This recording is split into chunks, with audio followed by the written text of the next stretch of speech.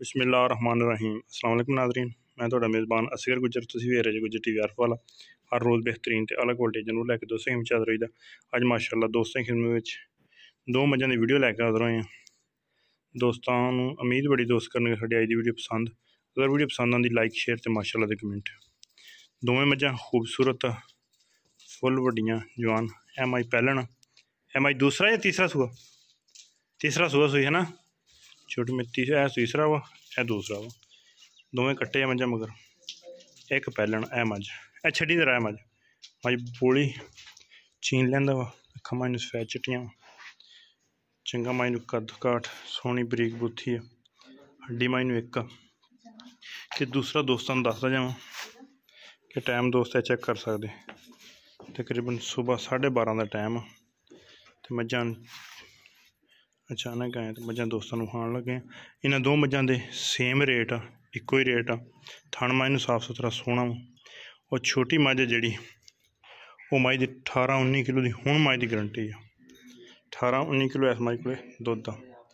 तो यह मझ जी ये मझ पैहलन ये को भी 12 किलो दुध है। रेट दो मझां का इक्को ही है। तू दूसरी मझ छड़ यार, दोवें माड़ियां तो बाहर कड्डियो।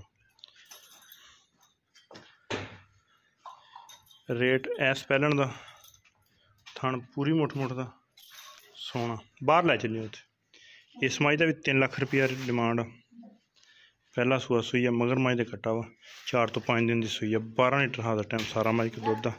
दूसरी मझ तीसरा सूआ सुई है, वो मझ 20 लीटर वाली इंशाल्लाह। तो 18-19 किलो तो हुण भी जो दोस्त दिल हो दो टाइम अपनी चो के ले जा सकता।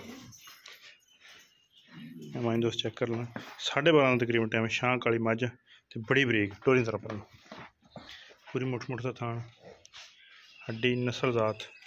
रेट दो मझां का इक्को जिहा सेम 3-3 लाख रुपया। 3 लाख रुपये इस पहले झोटी का वा, 3 लाख रुपये इस मझ का वा। दुध इंशाल्लाह 20 किलो गारंटी वाला दुध इस मझ इंशाल्लाह होएगा। चड्डा मझ दोस्त चेक कर लें, बड़ा खुला तो वड्डा वा। थान मुठ का वा, हड्डी मझ एक पैहलन मझ, चड्डा मझ चंगा वा। इस मझ कितों अगर रख के यह पिछे निकला चड्डा।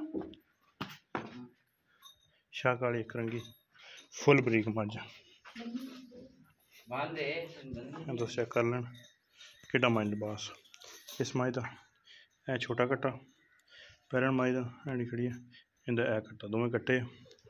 मझ थान बड़ा प्यारा पूरी मुठ का मैं चड्डा बिल्कुल पद्धर बराबर इक्को जिहा। फिर अगे पिछे बड़ा वा। पूरी मुठ फुल बरीक मझ इंशाल्लाह 20 किलो पक्की गारंटी वाला दुध है। 18-19 लीटर हुण भी मझ 8-9 किलो टाइम का दुध कर दी है। यह मझ पैहलन ये को हाजिर टाइम 12 लीटर दुध आ। पिछले पैर दोवें मझ सफेद आ, चीन मझ लेंदा वो, मुछ मझ की बग्गी है, चड्डा इस मझ भी चंगा। डर रही थोड़ा जा नस्ल जात पूरी है मझ हासिल खास जो कबूले दी है। 12:30 का टाइम दोस्तों वीडियो विखा रहे हैं। जो भरा दिल हो आके तसल्ली करके मझां लै सकदा।